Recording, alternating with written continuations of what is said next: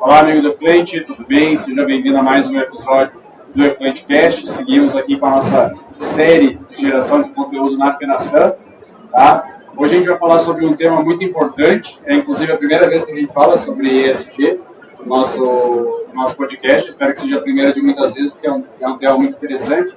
Então hoje a gente vai conversar um pouco sobre a correlação entre o tratamento de efluentes e as práticas de ESG, como que uma área pode ajudar a outra. E hoje a gente está com uma convidada super especial, uma ponte muito importante feita pelo Thiago, né, que a gente tem gravado alguns episódios.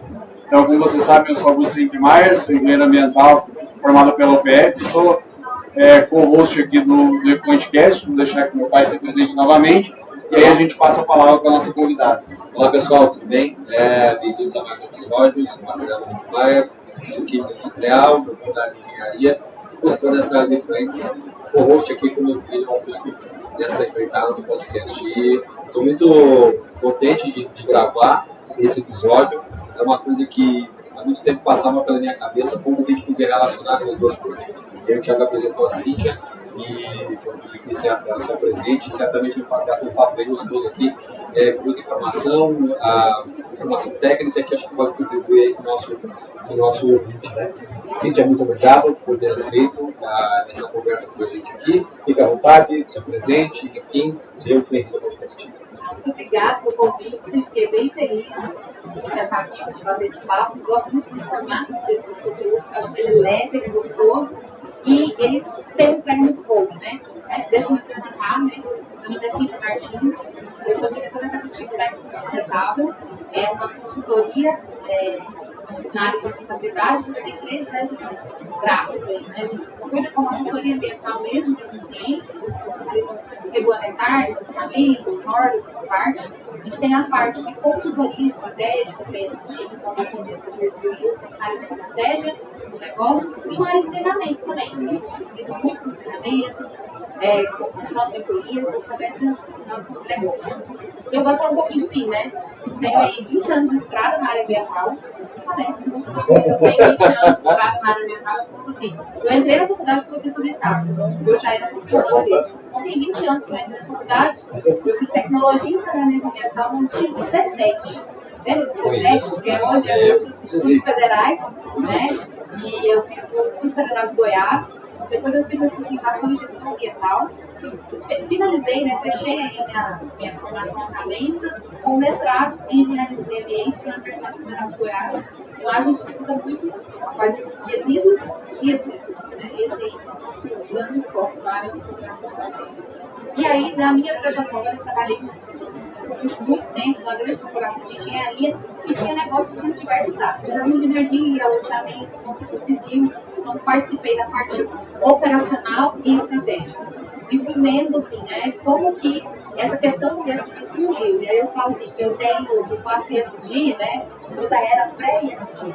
Quando a gente nem pensava nisso, a gente falava tudo separado. A gente precisa ter gestão ambiental aplicada, gestão ambiental empresarial, a gente precisa ter responsabilidade social corporativa, eu preciso pensar em governança. Aí, de repente, de uns tempos para cá, colocaram tudo no mesmo balaio, né, colocar todo mundo na mesma mesa e transformar nessas 3 letrinhas aí, né, o ESG, ASG, né, ESG, ESG, tantos nomes que as pessoas dão para esse tema. Então, eu trabalho com isso. Muito legal, muito legal. Como que você enxerga, por exemplo, esse é um movimento que ele cresceu muito nos últimos anos, houve uma cobrança muito grande de investidor para empresas maiores, aí, isso só deu sequência para a cadeia. Você vai pegar aí de 2019 para cá, esse tema aí ele cresceu em um ritmo absurdo. Assim, é incrível a proporção que ele tomou hoje em dia. Então, associando então, o nosso tópico, digamos assim, como você enxerga hoje e qual que é a linha de trabalho de vocês para associar as duas coisas? Porque hoje toda empresa que a gente espera, né? Toda empresa que gera efluente, ela tem então a obrigação de fazer o tratamento e adequar essa água para lançamento. Como que a gente consegue casar essas duas áreas? Como que quem trabalha em estação, ou quem é gestor de uma área de meio ambiente, tem uma estação, como que ele consegue fazer o link entre o ESG e o tratamento que ele tem? Quando a gente fala ESG, São 3 grandes áreas, né? As questões ambientais, as questões sociais e as questões econômicas. Então, a gente tem esses 3 grandes pilares. Dentro desses pilares, a gente precisa cuidar de várias coisas. A gente tem algumas referências normativas bem atualizadas que eu gosto de citar, para a gente não achar que eu ficar meio perdido. Uma delas é a PR, a BNDPR 2030, que é uma norma que foi publicada em dezembro do ano passado, recente, né? Ela dá essa diretriz aí do que são os critérios que uma empresa que se diz ter práticas exigir, e inclusive é possível fazer uma auditoria para verificação desses processos. Então, quando a gente olha para a empresa, ela vai ter que identificar quais são os seus principais temas, os seus principais gargalos em relação às 3 questões. Se essa empresa, ela produz algum processo produtivo e ela gera fluente justamente naquela necessidade de instância de fundamento, quando ela já tem um compromisso regulamentar, né? E ela tem um compromisso que ela precisa impactar diretamente no que ela causa maior transformação ambiental, maior impacto ambiental, e ela precisa cuidar disso. Se ela gera fluente, logicamente ela vai ter que cuidar disso. E no mínimo, para ela começar, ela vai ter que atender um requisito normativo. Então, o sistema de cumprimento dela vai ter que atender os critérios legais ali, de padrão de apresentação. O ponto de partida. É o ponto de partida. Agora, se a empresa vai ter um passo mais e ela tem demonstração de resultado, cada vez mais ela vai precisar melhorar os seus padrões e superar os limites estabelecidos pela legislação. E é isso que se espera. Então, a parte do tratamento de doentes, ele vai ser o braço principal para saber como que essa organização está atuando para minimizar os seus riscos, né, ambientais ali, relacionados a esse aspecto tão importante da comissão, que ela precisa ter esse cuidado. Quando a gente fala que uma empresa precisa trabalhar nessa melhoria, né, vamos dizer assim, os padrões do seu influente, isso é algo que é, vamos dizer assim, genérico, subjetivo, ou ele cria algumas ideias como, por exemplo, metas, que eu tenho que melhorar 10%, diminuir 10% da carga orgânica, diminuir 10% a relação de nutrientes. Tem alguma coisa nesse sentido que eu vá olhar para essas práticas, vamos pensar que é auditáveis mesmo, né? Que a empresa tem uma prática desse tipo. E aí, essa questão das metas entram dessa forma? Quando a gente está olhando para normas, é muito difícil a gente dizer assim, no geral, vai fazer multas, você vai ter. Não, porque a norma, ela é genérica. Ela é para se aplicar em qualquer tipo de organização. Ou assim como diversas situações que a gente tem. Mas a gente tem outros referenciais normativos, por exemplo, ODS, né? Que tem várias questões, e dentro dos ODS, não recordar agora, esqueci de colar, e vou colar com a falta da água, que está aqui, né? Que eu estou fazendo, né, essa relação aqui com o da água. É o ODS 6, que é água potável e saneamento, que tem a ver, né? Deixa eu ver se tem mais algum aqui, e vida na água. São 2 ODS que tem, e lá dentro vai ter, então, alguns métodos, alguns compromissos específicos. Então, quando você, a empresa, identifica que é um tema material estimado e efluentes, ela precisa trazer isso para dentro, ela precisa assumir esses compromissos de melhoria. Então, as metas é a empresa que vai estabelecer. E ela vai aplicar isso, e ela fatalmente vai ser cobrada institucionalmente, né, de quem é aí de direito, né, dos seus principais stakeholders, para saber se está cumprindo ou não, se está conseguindo alcançar o nível de serviço. Eu sou químico da Bom, né, de carrocerias, e trabalho na parte de alimentos.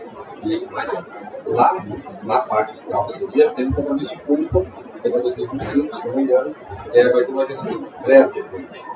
Então, é dentro dessa ideia que tu fala que eu tenho um compromisso público, né, de fato, em que todas as ações que a gente tem feito, tudo isso, né, que nós vamos fazer, são olhando para isso. Então, teoricamente, ela parte de uma ideia do ESG, coloca publicamente algo, e a partir disso eu vou responder à sociedade, mas não tem que dizer o que eu ia fazer. Não é por aí? É por aí, é esse o caminho. E aí, como você diz, é como uma empresa se autodeclara que tem políticas, práticas ESG, ela gera fluentes, mas ela não avança na mitigação desse impacto ambiental. Como, né? É incoerente, né, com o que se espera de empresas assim. Você começou a sua fala, né, sua pergunta, quando você está falando o seguinte, as empresas, elas buscam, têm buscado isso desde 2019, o que está provocando esse movimento, né, no mercado? Hoje o mercado financeiro ele não tem que colocar dinheiro onde ele entende que tem um risco. E um tratamento de efluentes frágil, ele representa o quê? Muito risco. Né? Muitas vezes as empresas elas estão financiadas nesse meio, ou elas estão em regiões, polos ali, que ela tem uma regulamentação que ela precisa atender, ou ela tem locais que elas estão sob estresse. E aí, como que essa empresa vai ser sustentável, como ela vai garantir a sua perenidade de maneira saudável ao longo do tempo? Vou dizer isso, né? Explicando para o que é sustentabilidade. É eu me sustentar ao longo do tempo de maneira saudável. Não pode mentir ninguém, né? Que está ajudando a melhorar, né, a condição ambiental. Como é que eu vou fazer isso? Se eu não tenho ações práticas. Então, o mercado enxerga que as empresas que não têm cuidado com isso, que não estão pensando em não enxergaram isso, que devem ir na frente, ou cada vez mais o abuso das informações, como essa empresa, eu vou colocar dinheiro nesse tipo. Como que eu vou investir? Como que eu vou colocar capital? O risco socioambiental, o risco ambiental desse prédio é altíssimo. Então, por isso que faz todo sentido esse movimento. Eu acho que esse movimento, que a primeira Covid-19, ela trouxe essa percepção de risco muito mais afinada, né? As pessoas pensavam muito mais, conseguiram observar muito mais sentido, né? Faz muito mais sentido essa percepção de risco agora, e acho que por isso que essa questão de se acelerou tanto. Teve esse crescimento de nossa muito rápido dos dois, né? Exatamente. Por quê? Porque essa percepção de risco mudou. Quem imaginava que a gente ia parar e a conseguir ficar do jeito que estava, né? Ninguém imaginava isso. E é engraçado, né? Ficar falando essa nossa pandemia, um dos grandes canais de monitoramento da própria pandemia é a quantidade do vírus, né? Do efluente. Nos documentos, principalmente, né? Era um termômetro para saber se a pandemia estava caminhando para se controlar ou melhorar ou não, né? Diversos pontos ainda existem muitas pesquisas quanto a isso. Então, essa questão do efluente da água, ela é de extrema importância. Não tem como se qualquer empreendimento que não está pensando de maneira estratégica para melhorar a sua condição de redução de riscos aos agentes externos, se ela não falta água, porque o básico, né, para ela poder funcionar. E uma coisa que você falou ali, vejo perguntar especificamente, é como que você enxerga que o Peus, dentro desse processo todo, né, de tratamento e das metas que eu tenho no ST, entra nessa história. Como que, talvez tu tenha experiência ou case em que, de fato, o uso ajudou esse processo todo para eu conseguir chegar efetivamente. Então, essa prática, de fato, ajudou, né? Essa questão, eu particularmente, na minha carreira, né, eu trabalhei muito tempo na construção civil e eu sempre fui muito incomodada com os resíduos líquidos da construção civil. Porque a gente olha muito para a construção civil ali no puro, né? No construção, mas peraí, e meu efluente? Os meus processos, principalmente no bloco de cimento, o que eu posso fazer? E aí a gente fez um projeto, desenvolveu um equipamento que tratava efluente, tratava esse tipo de efluente, e a água cinza do chuveiro dentro fechado, os funcionários imaginam, logo com 500 funcionários todos tomando banho por dia. É água pra caramba, né? E a gente desenvolveu um projeto para fazer esse concentrado dentro da própria obra, e foi um projeto super premiado, a gente teve grande visibilidade nacional, assim, e ali eu percebi que o recurso era a chave da virada, quando a gente começou a pensar. E não bastava eu simplesmente tratar um ponto regulamentar, de repente fazer informação das instituições, ou lançar na rede de jogo, ou no construir. A nossa virada-chave foi como a gente conseguiu utilizar e começar a reduzir a nossa pegada hídrica. E eu tenho observado as empresas cada vez mais nesse sentido. E um dos maiores compromissos, além da questão da eficiência energética, né, e ali a autossustentabilidade, né, energética, também essa redução da pegada hídrica. E o reuso é o principal passo. Eu preciso tratar, a gente descarta água de qualidade, vários processos que de repente podem, não tem uma demanda de temada rentável, uma qualidade X ou Y, com diversas atividades. E aí as empresas estão começando a olhar isso e estão começando a enxergar que eu já tenho curva de tratamento. Eu consigo reduzir meu impacto e meu risco por frigorífico. E a gente atende muito frigorífico.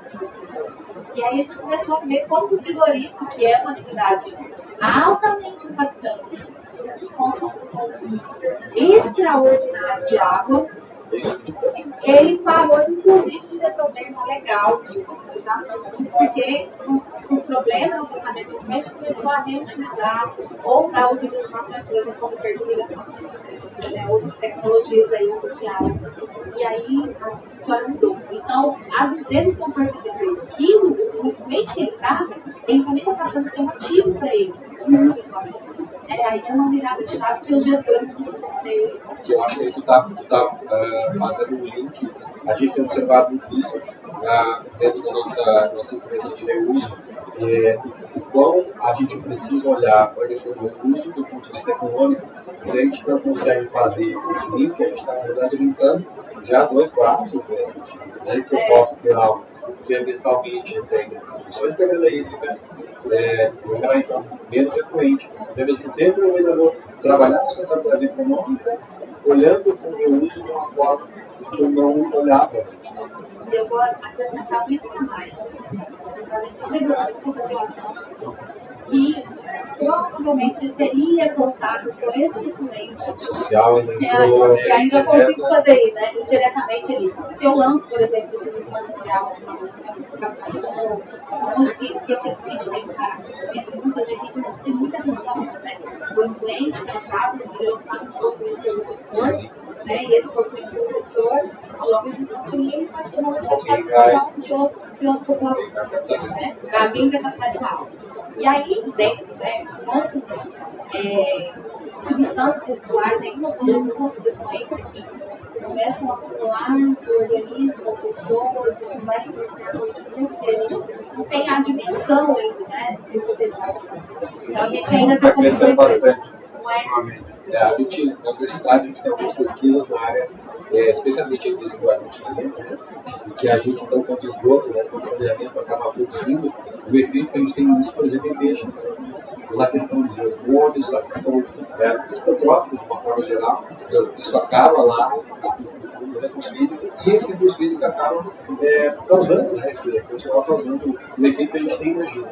Então, realmente, quando a gente olha para essa questão do reuso, eu até acho que quando a gente trabalha reuso, a gente acaba tendo uma responsabilidade maior nessa sanidade do frente, porque eu não consigo fazer normalmente um reuso se eu não tenho efetivamente um bom tratamento. Né? Eu vou procurar sempre a melhor tecnologia, aquela que talvez seja, do ponto de vista de certa forma, sustentável, economicamente ou tecnicamente, para que o reuso possa ser praticado. Senão não é possível. Exatamente. Aí, porque está atingindo diretamente ali, né? O efluente ele deixa de ser uma externalidade, né? Que eu gerenciava com cuidado menos X. Deixa de ser um custo e passa a ser um investimento. E aí eu passo a ter que internalizar isso, né? E aí eu vou cuidado com isso, muda de uma. A responsabilidade aumenta. Você está falando que a gente tem uma base forte, né, em termos de responsabilidade, seja, obviamente, primeiro, mas eu assumi essa responsabilidade da sociedade, então eu olho para isso e digo, bom, tem algo que vai de novo linkar, que vai de novo sustentar. Agora eu só queria chamar essa ponto de atenção, a gente fala muito com os técnicos, né? Sim. Principalmente no sentido de estabelecer metas desafiadoras e metas realmente que vão causar uma transformação no impacto ambiental. Não adianta reduzir 10%. Porque a gente está vendo assim, o termo que a gente usa, né, um greenwashing, né? Muito forte nessa questão de as empresas, anunciam, falam disso, mas quando você vai analisar a fundo, você não consegue observar de fato melhorias, ganhos e a adesão a compromissos públicos realmente que condizem a empresas que querem se destacar e querem fazer algo diferente, né, para justamente ser atrativo. Então a gente vê muito, ainda está muito nesse campo assim, fácil de exigir, porque é marketing.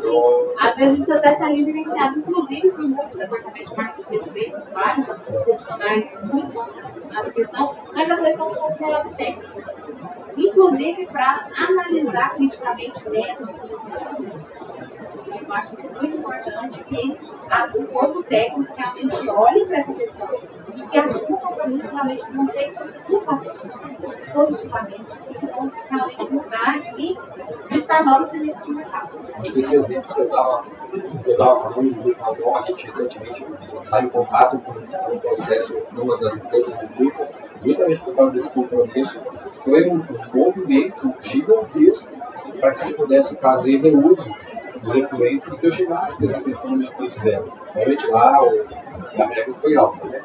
Colocar o efluente zero foi uma coisa bastante desafiadora, como você falou. Mas eu acredito que sim, se o corpo técnico não tivesse entendido que precisava tratar isso com seriedade, né, eu não iria atingir. Então, essas metas, então, você colocar uma meta audaciosa, e ao mesmo tempo ter o teu corpo técnico empenhado, fazer isso, certamente o movimento é em prol daquilo que eu acho melhor, fantástico, nesse sentido.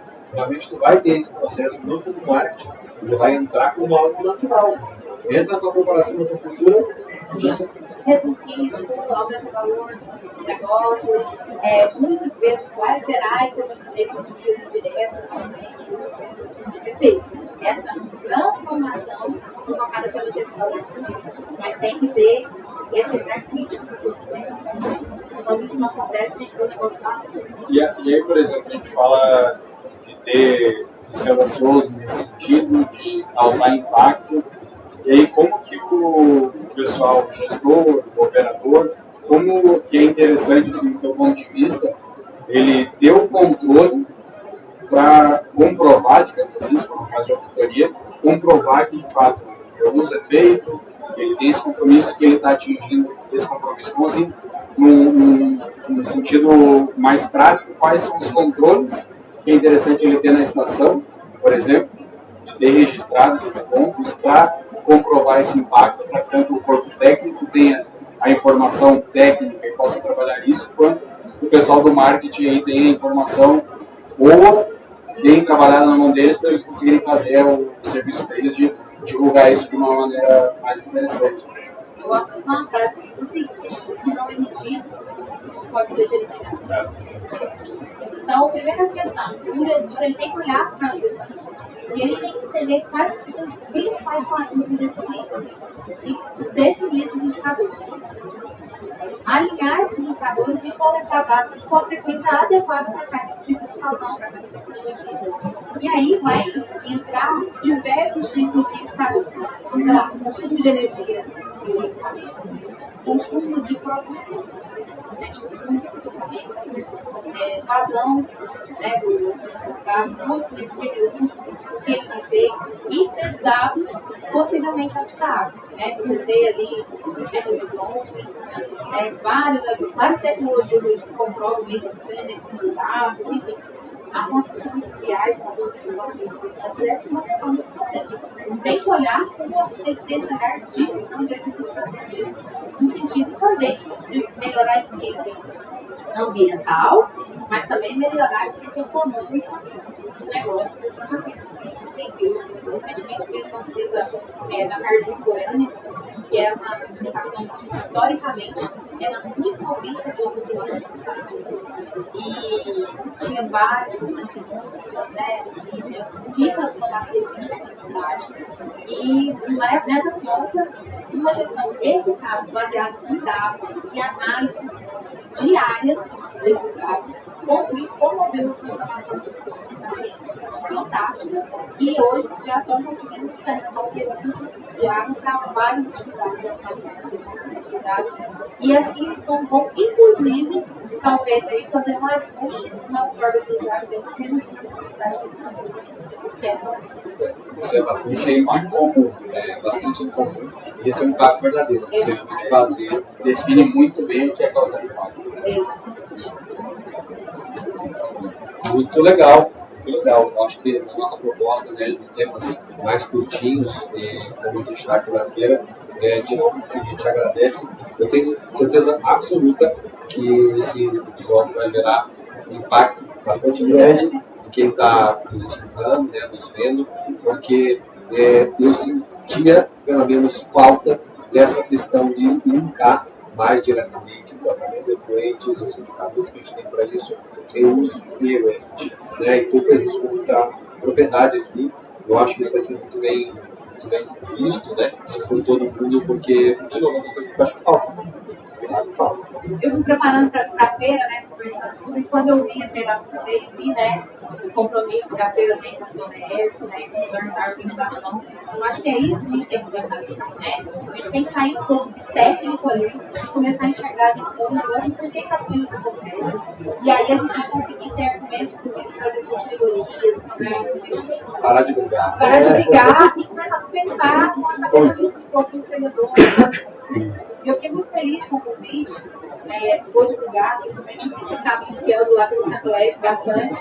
E quem quiser acompanhar, seguir, conversar um pouquinho comigo mais, seguir nosso arroba recurso.sustentável. E ele está lá trocando ideias, falando diversos temas diariamente, batendo papo com todo mundo. Eu falo muito com o consultor, com o analista ambiental, quem está ali na front, né, passando um pouco dessa expertise, dessa experiência com diversos tipos de empresas que estão sendo decididas. Muito legal. E que fique claro, esse é um convite que ele se estende. Aí esse é o primeiro episódio que a gente fez, até para se conhecer pessoalmente, né? E fica já o convite para a gente gravar outros episódios nessa mesma linha, aprofundando cada vez mais um pouco nesse ponto, nem que seja remoto. Aí hoje a gente tem essa facilidade. Vamos falar um pouquinho de cada ODS que se relaciona depois com essa questão dos influentes, a gente mergulha um pouquinho nesses ODS aí, a gente tem dois ODS que a gente pode falar. Muito legal. Então fiquem ligados aí que mais pra frente a gente já tá, bem dizer, combinado sobre os próximos temas. Tá certo, pessoal? Obrigado pela audiência de todo mundo e até a próxima. Valeu, um abraço, até mais.